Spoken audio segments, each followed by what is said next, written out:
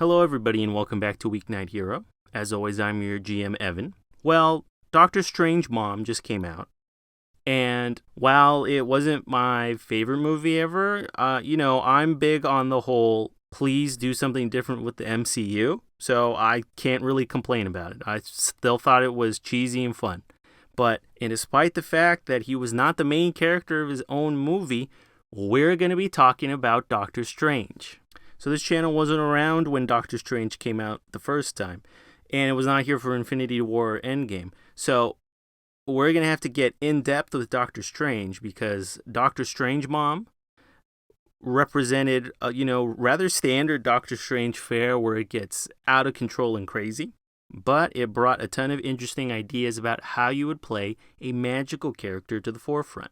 So I'll firmly place this movie at power level 14 because we are well above anything that your average superhero team can do. This is beyond an Avengers level threat. This is beyond a God level threat. This is a multiverse level threat. So let's get into it. So when you're playing magic-oriented characters, there does need to be some sort of blueprint. So I'll get into that a little more when we discuss the powers. But what we're seeing here is, in terms of abilities, he is a rather standard human character. That's not at all where his focus is. Naturally, his intellect and his awareness are far higher than what people would normally assume of a character like this because he is very enlightened and he is very wise. Both of these play heavily into the key facets of a magic-oriented character where their intellect powers the expertise magic skill and their awareness is focusing on their insight and perception. When the world can be whatever you want it to be, you often need the wisdom in order to see through all these lies and illusions and magical bric-a-brac. This is also reflected in his saves. Now, as a character, he's not too maneuverable with his active defenses. That is mitigated by the Cloak of Levitation, allowing him to, fly around and be a little more agile. Really bolsters his character because the Cloak and Doctor Strange are almost inseparable. What we're looking at with the passive defenses, however, they are incredibly high, obscenely high, in fact. However, they do apply in a certain direction because they are magic-oriented. He is an ordinary human without the ability to use magical defenses to defend himself. This also applies with his will save. He is able to avoid and resist mental or magical attacks that focus on the will save because most magical attacks focus on the will save. Then when we get into skills, we're not quite looking at something like a fighter character would have or a warrior type character. We're looking at a magic one. So the main focuses are the obscenely, insanely high expertise magic skill because that is going to be the key strength and the main way that he uses his ritualist advantage, the artificer advantage. All those things are incredibly important to his character because they are often the main ways that he's going to solve a conflict. This is also backed up by that high insight and perception, like I had said. You need to be able to see through illusions. You need to be able to resist mind control. You need to be able to do all these things through those awareness-based advantages. And they all play that role in, generally avoiding getting lied to or tricked. Because that's key to Doctor Strange's character. In essence, cheaters, liars, manipulators. And so he's able to see through that in more ways than one. Finally, those social skills are big. It's something that's very interesting to think about. But more often than not, Doctor Strange beats characters not because he has near omnipotent magical abilities, but because he tricks people.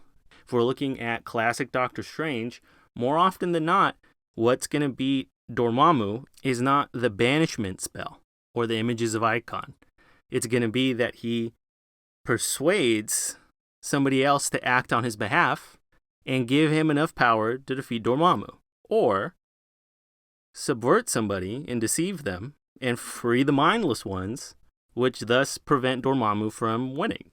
This is further reflected in those advantages because what we're looking at here are the magic-oriented ones, Artificer, Extraordinary Effort, which allow him to magically problem solve because the Ritualist and Artificer advantages exist in order to create what is essentially the problem-solving button.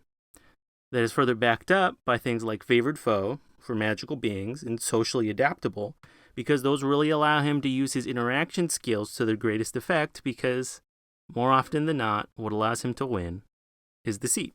Now, I did a speed run of all of the above aspects of Doctor Strange's character. Why?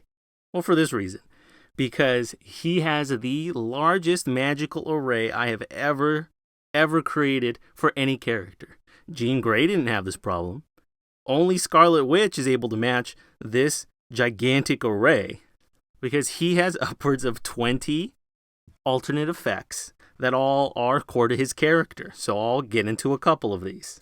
Now, I've made it no secret in either the podcast or in these videos.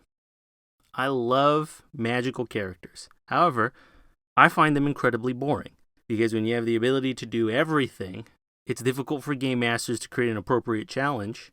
Well, they can't just power stunt away. And in fact, it's the same thing with Doctor Strange. How is he able to be stopped by anything other than these magical godlike entities of other dimensions when he has the ability to do just about everything? He can create, he can transform, he can teleport, he can read minds, he can move hundreds of tons of objects. He's the strongest character imaginable. But in designing him, I created a specific flaw that is used purposefully to center around Doctor Strange stories, because his main power, and the main power that he uses to defeat people, is that hoary hosts of Hoggoth, which is the banishment power. It's a will-based affliction where if they are defeated, they are incapacitated, thus ending an encounter. The reason why I did it from the will save more than anything is because the magical entities that Strange often fights also has an impossibly high will save. So I'm creating a rubric for characters that can do basically anything by boiling it down to a standard formula. Because what Doctor Strange is going to do is use that will affliction to defeat an opponent. Now, he can't do that immediately because of their impossibly high will saves. So what does he need to do in the process? Well, he needs to trick, generally fight and defend, and whittle them down with this slew of array and alternate effects to the point where they are weak enough to be defeated by his main banishment spell. Now, of course, you're thinking, how is he going to do that when Dormammu and any other entity of a similar level also has a will save into the 20s? Well, that's where the main facets of playing a Doctor Strange type character come in, because he has numerous affliction-based powers where he's able to disorient or throw sad effects onto characters in order to weaken them. He has numerous nullify and weaken powers, which target specifically the evil and chaotic descriptor, because they're designed in order to block and take and remove options from your evil characters. Because Doctor Strange is not fighting the Vishanti. He's fighting Dormammu. He's fighting Nightmare. He's fighting evil characters. So his spells need to reflect that, and his character reflects that. I'm not having him do absolutely everything to absolutely every character. He's designed to fight evildoers because he's the Sorcerer Supreme. So what you're going to do here is you're going to be having a magical slugfest where you're throwing out these interesting spells. I've always been of the opinion that magical battles should be the most creative and most interesting things. And I have to admit, Multiverse of Madness really created interesting battles that weren't beam spams, where they're not just throwing bright lights at each other. It was actually interesting to see the creativity and intellect being used at the forefront, because that's what Doctor Strange is about. So, after nullifying the evil powers, after weakening them to almost nothing, and then also throwing out the bolts of bedevilment, the flames of the Faltine, doing all of that to lower and weaken the avatar of Dormammu in the human world. Now that they are close to defeat, you're going to gamble on it, and you're going to use the hoary hosts of Hoggoth and finally banish him from this realm. And so, typically, that's what happens with Doctor Strange encounters. He's going to have a magical slugfest until he finally has a moment of inspiration, or he's going to deceive or cheat a character out of something. And then he's going to use that banishment spell to send him away like that. And then encounter's done. And that's typically how these encounters go.